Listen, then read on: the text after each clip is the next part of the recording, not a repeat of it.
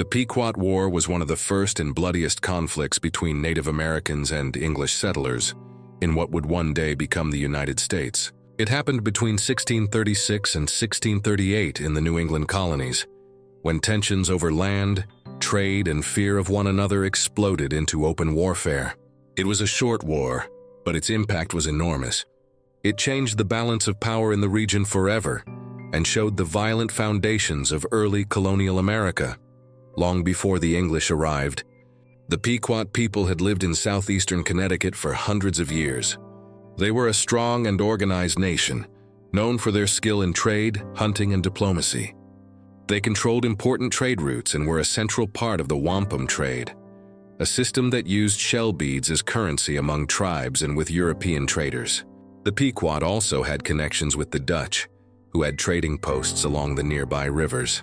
Their influence made them one of the most powerful native nations in New England. But that power also made them a target.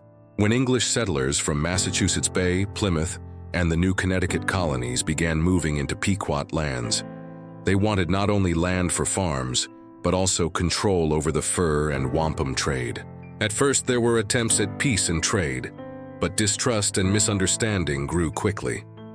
The English saw themselves as superior, believing they had divine permission to take and improve the land.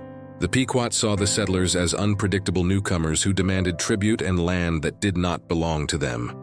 In 1634, an English trader named John Stone was killed on the Connecticut River, and his death became the spark that would light a fire.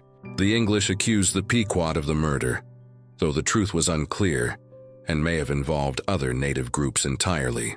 The colonists used the event as a reason to demand punishment and submission. 2 years later, in 1636, another trader named John Oldham was found murdered near Block Island. Again, the English blamed the Pequot, even though his killers were likely associated with the Narragansett tribe. The Puritan leaders of Massachusetts Bay decided that enough was enough.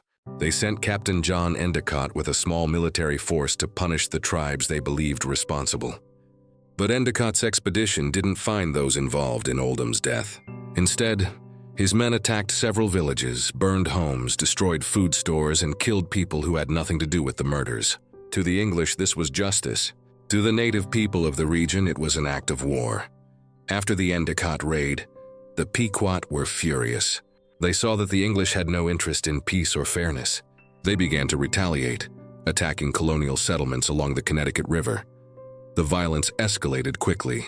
In one of the worst incidents, Pequot warriors raided the town of Wethersfield in April 1637, killing 9 colonists, including women and children, and taking 2 girls as captives.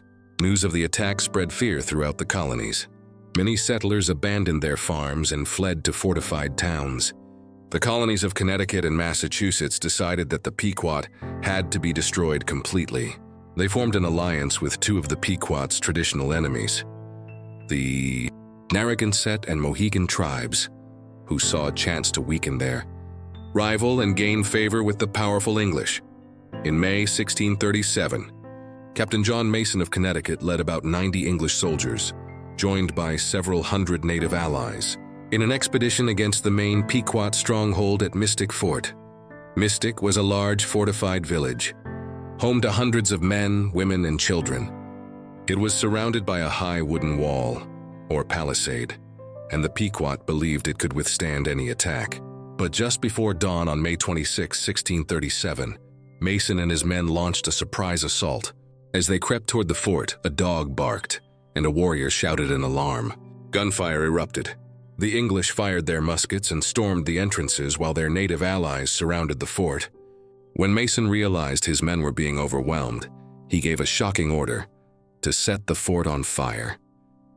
The dry wooden walls and thatched roofs quickly caught flame. Within minutes, the entire village was burning. The Pequot tried to escape, but those who ran were shot or cut down. Others suffocated or burned inside. The air filled with screams, smoke, and the crack of musket fire. By the time it was over, more than 400 Pequot, most of them women, children, and the elderly, were dead. Captain Mason later described the massacre as an act of divine justice. In his journal, he wrote that the Lord had fought on their side, and that the fire consumed them, and the smoke ascended up to heaven. To the colonists, it was a victory that proved God's favor. But to the Pequot, it was the destruction of their world. The burning of Mystic was not just a battle. It was genocide. Whole families were wiped out in a single morning. The survivors fled into the forests and swamps, but the English and their allies gave them no rest. Over the following months, the colonists hunted down small groups of refugees, killing many and capturing others. Some were executed, others were sold into slavery. Dozens of Pequot women and children were sent to the Caribbean, forced to work on plantations. Others were distributed among the English as household servants. The colonists even passed a law that made it illegal to call oneself Pequot. They wanted to erase the name entirely, to make it as if the people had never existed. The Treaty of Hartford, signed in 1638, officially ended the war and declared that the Pequot Nation was dissolved. Their lands were divided among the English colonies and their native allies, though the allies quickly realized that the colonists had no intention of sharing power. For the English settlers, the Pequot War was a turning point. They believed it showed that God supported their mission in the New World. The victory at Mystic was used as proof that they were destined to take possession of the land and build a new Christian society. But the moral cost of that victory was immense. The war set a pattern that would repeat again and again across North America. The pattern of conquest justified by faith, of fear turned into violence, and of entire native nations destroyed in the name of expansion. It also changed how the colonists saw themselves. Before the war, they had been vulnerable newcomers struggling to survive. After the war, they saw themselves as powerful conquerors, capable of reshaping the land and its people. The Pequot War also had lasting effects on the native tribes of New England. The Narragansett and Mohegan, who had helped the English, soon realized that their alliance came at a cost. The English no longer needed them once the Pequot were destroyed. Within a generation, those tribes too would lose much of their independence and land. The old balance of power between native nations was gone, replaced by English dominance that spread rapidly in the following decades. The conflict also planted the seeds for future wars, including King Philip's War 40 years later, another devastating clash between native peoples and English settlers. In the centuries that followed, the Pequot War was largely forgotten by the wider public. It was overshadowed by later wars and by the story of America's founding that preferred to celebrate bravery and faith over tragedy and loss. But historians now recognize it as a defining event. It was the first sustained war in New England, and one of the earliest examples of English settlers using total war tactics, destroying not just warriors, but entire communities. It marked the beginning of a long and painful history of native dispossession in North America. Despite the attempt to erase them, the Pequot people did not vanish. Survivors blended with other tribes and kept their traditions alive in secret. Over generations, they held on to their identity through stories, family lines, and cultural memory. In the 20th century, their descendants reorganized and regained recognition as the Mashantucket Pequot Tribal Nation. Today, they live in Connecticut once again, on land near their ancestral home, operating cultural centers and museums that preserve their history and honor those who were lost.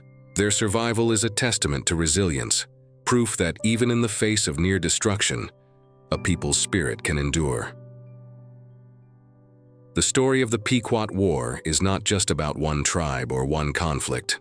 It is a reflection of the beginning of America itself, a nation born from both hope and horror. It reminds us that colonization was not simply about discovery and progress, but also about the cost paid by those who stood in its path.